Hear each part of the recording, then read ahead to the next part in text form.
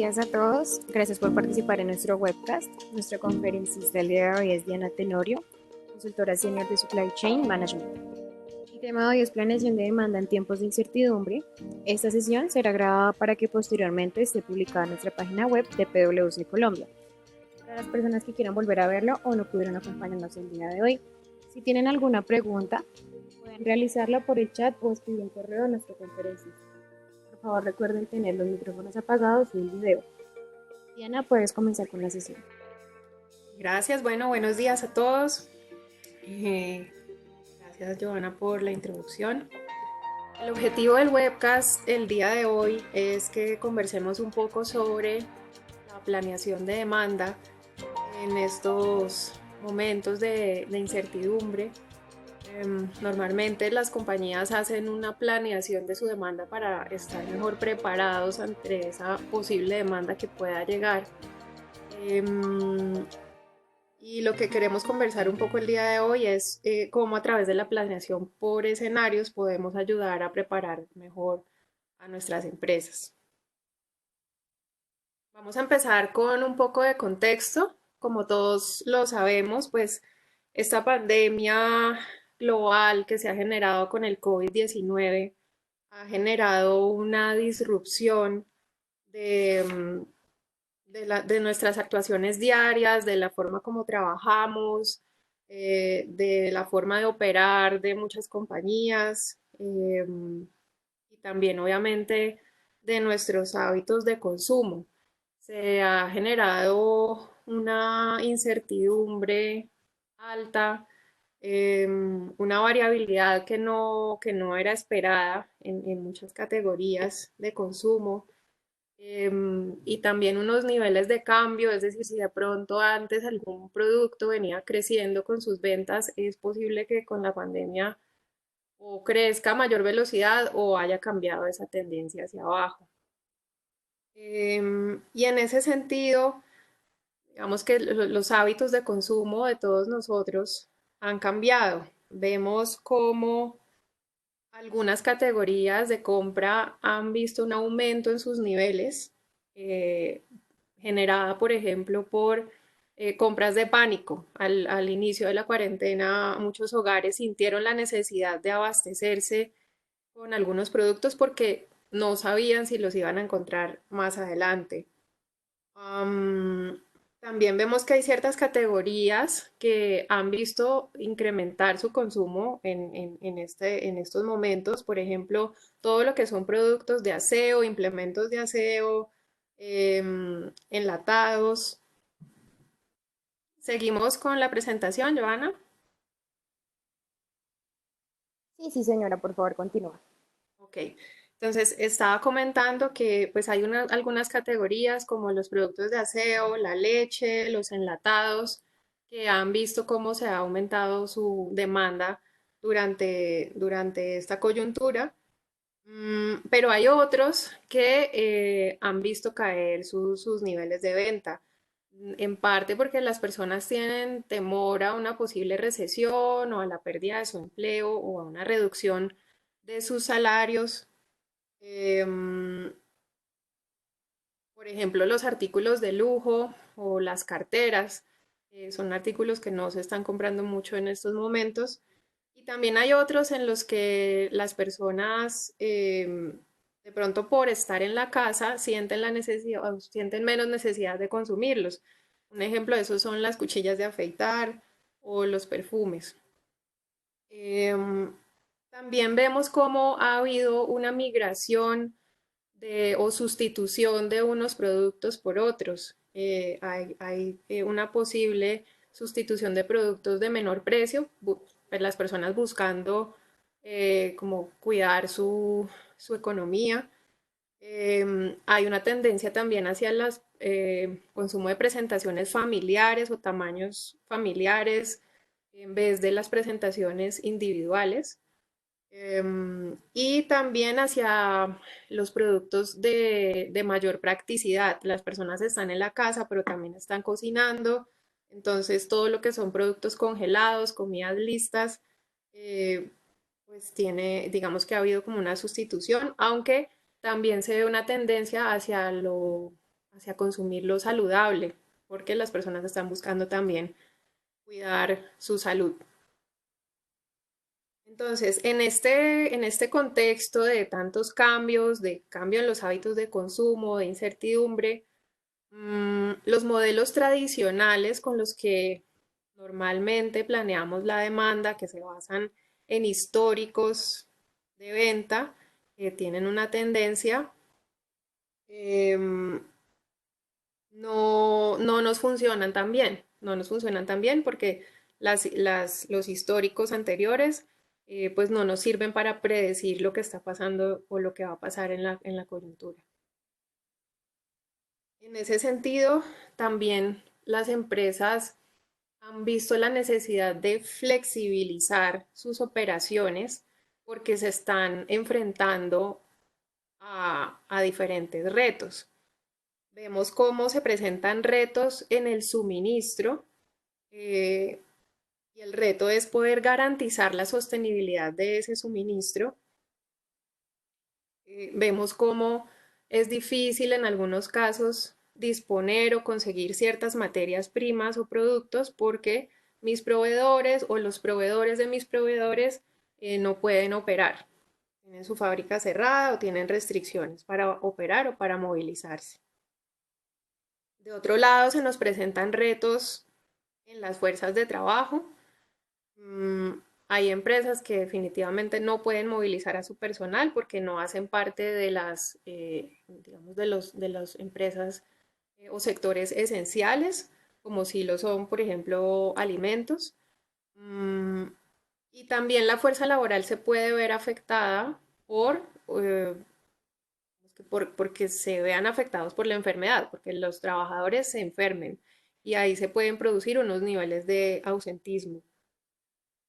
Y obviamente está el reto de la demanda que tiene una incertidumbre alta. Entonces, todos esos retos en el suministro, en la fuerza laboral, en la demanda, nos obligan a buscar cómo flexibilizar nuestras operaciones. Y hay dos formas de afrontar, digamos, esta coyuntura. Una es actuar de manera reactiva. Reactiva es digamos, voy reaccionando, voy ajustando en la medida en que sale un nuevo decreto, en la medida en que van tomando nuevas medidas, entonces yo voy generando los ajustes en mi empresa. Otra forma, y no son excluyentes, yo puedo combinar las dos, pero em, actuar de manera proactiva, buscando garantizar la continuidad de mi negocio, como eh, previendo diferentes escenarios posibles.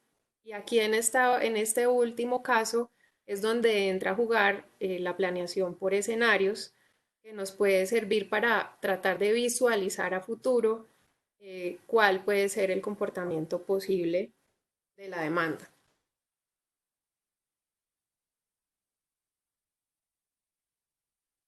Entonces, pasamos a la siguiente parte, que son los beneficios de la planeación por escenarios. La planeación por escenarios no busca encontrar el escenario correcto, el único escenario que es el que va a funcionar para mi empresa, o un escenario exacto. No, la planeación por escenarios no busca eso.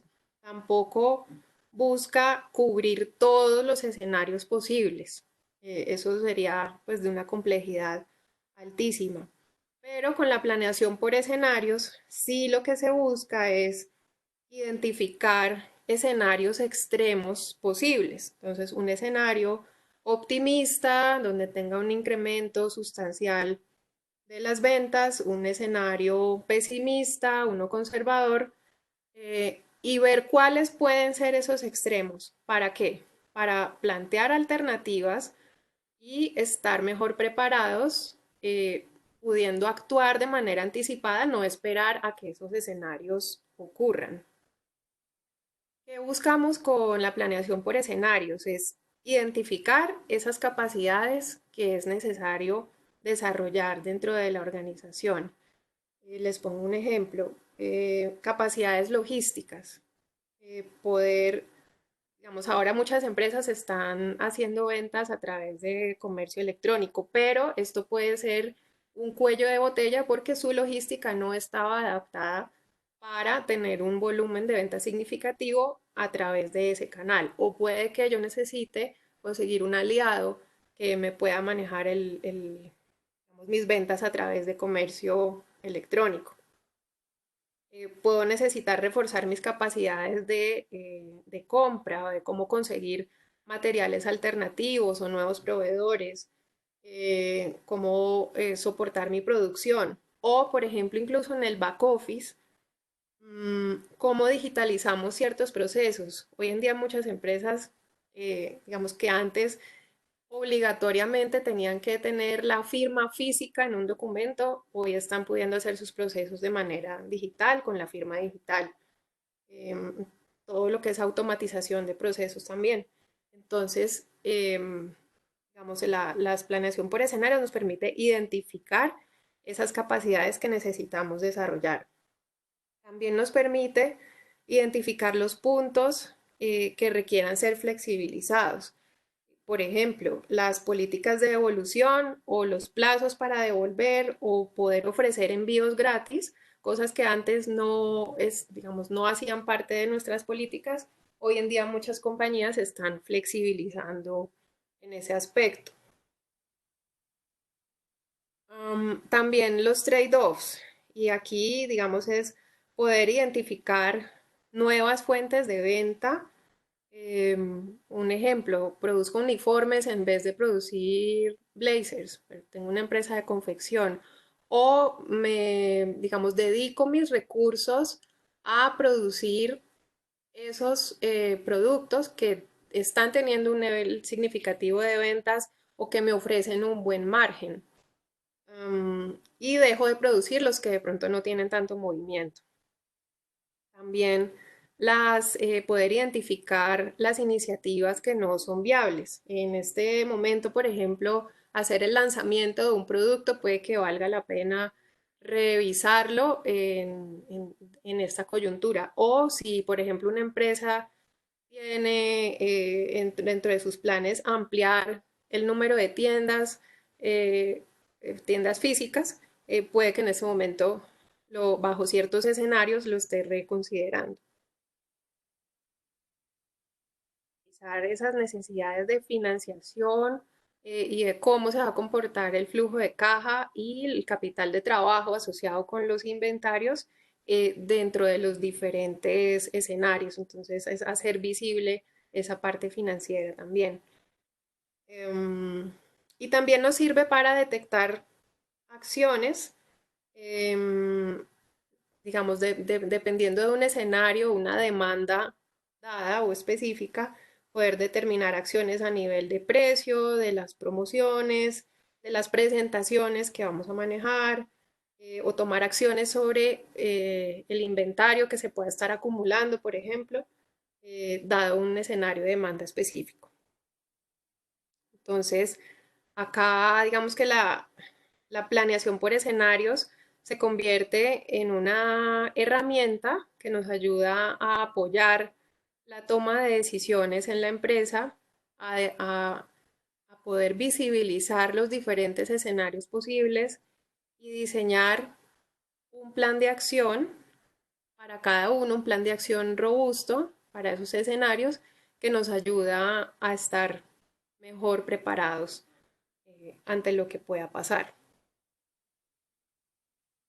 ¿Cómo relacionamos esta planeación por escenarios con el COVID-19? Entonces, nosotros hemos identificado lo que hemos llamado como microescenarios. Esos microescenarios son básicamente tres. El escenario de cuarentena, que fue pues, el escenario que vivimos en marzo, mediados de abril, donde pues todas las personas están en la casa, hay unas variaciones significativas en el comportamiento de la demanda. Para algunas categorías de productos hay unos canales principales donde se genera la venta. Por ejemplo, para alimentos Los supermercados y los hard discount son como esos canales por donde logro hacer la venta. Em, Luego tenemos el escenario de movilidad restringida. Ese escenario de movilidad restringida es un poco lo que está empezando a pasar esta semana, donde algunas industrias o sectores como la construcción o la manufactura empiezan a poder movilizar a su personal y a operar bajo el cumplimiento de ciertos protocolos. En otros países, por ejemplo, en España se está planteando una movilidad por regiones, donde ciertos departamentos van a poder tener movilidad si cumplen con ciertas condiciones. Acá se empieza a ver un ajuste parcial de la demanda en la medida en que digamos, se activan algunos ingresos y se empieza a movilizar un poco más la economía. Y tenemos un escenario de recuperación.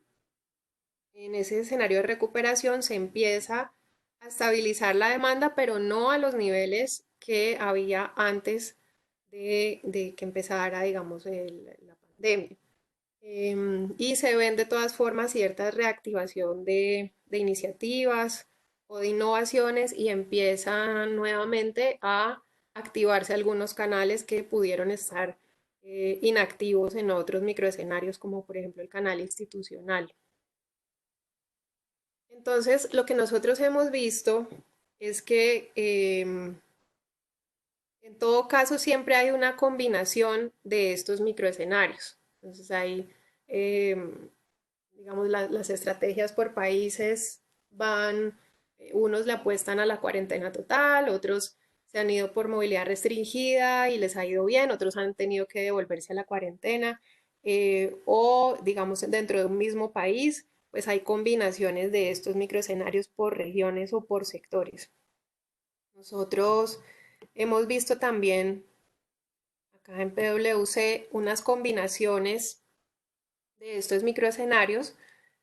Vemos como hay una posible combinación que son los hotspots. Es un poco apostarle a detectar los casos de manera muy rápida, con un número alto de muestreos, confinar digamos, los enfermos y en ese sentido la enfermedad se propaga a una frecuencia reducida. En este caso, digamos que sí hay alguna afectación de la fuerza laboral o de la economía, porque de todas formas hay trabajo en casa, puede haber, digamos que impacto en la producción de algunos sectores, pero digamos que hay un número de casos menor. Hay otro microescenario, hay otra combinación, perdón, de escenarios que es el pico temprano. En este caso, las medidas de confinamiento, de distanciamiento social, no logran evitar que el virus se propague rápidamente. Hay un aumento rápido en el número de casos. Eso se da en un periodo máximo de 3 meses, digamos, llegar al pico en unos 3 meses. Y luego tiende a disminuir, pero hay la posibilidad de que se presenten nuevos picos más adelante. Acá hay una afectación significativa de la fuerza laboral por los contagios y hay un impacto significativo en los sistemas de salud. Y tenemos también otra posible combinación que es un pico retrasado. Y acá, en este caso, las medidas que se toman de distanciamiento, de confinamiento, de testeo, logran tener efecto, logran que el pico de infectados no sea tan alto, pero se extiende el impacto de la enfermedad durante un periodo de tiempo más largo. El pico en este caso se logra entre 6 y 9 meses y nuevamente la fuerza laboral se ve afectada. los sistemas de salud también, aunque en menor proporción que en el escenario anterior. Am, y la economía, digamos que también se ve afectada por una posible recesión que depende de la gravedad de la pandemia. Em, Hay un periodo de incertidumbre más prolongado que si hubiera un pico temprano. Entonces, ¿por qué hablamos de estas combinaciones y de los escenarios de cuarentena? Porque digamos que es una realidad que el COVID-19 tiene un impacto, una influencia en el comportamiento de la demanda en los próximos meses, en el mediano plazo, por lo menos el próximo año o año y medio. Y en ese sentido, digamos que es una de las variables que, em, que mueve la demanda en nuestras compañías. En la planeación por escenarios se busca generar un modelo matemático, un modelo de relaciones que me relacione diferentes variables y parámetros que mueven la demanda. ¿Para qué? Para tratar de dimensionar hacia dónde se va a mover la demanda en el futuro. Y en ese sentido, es clave la actualización de los parámetros del modelo. A veces se construyen modelos, pero el seguimiento y la actualización de esos parámetros conforme van sucediendo las cosas es clave para que la demanda se ajuste. Algunos ejemplos de las variables que pueden influenciar la demanda son, por ejemplo, la geografía. Vemos cómo hay algunos departamentos que tienen una evolución de casos muchísimo menor que la que está presentando, por ejemplo, Bogotá. O dentro del mismo Bogotá, por barrios, vemos donde hay unas zonas dentro de la misma ciudad donde hay concentración de casos.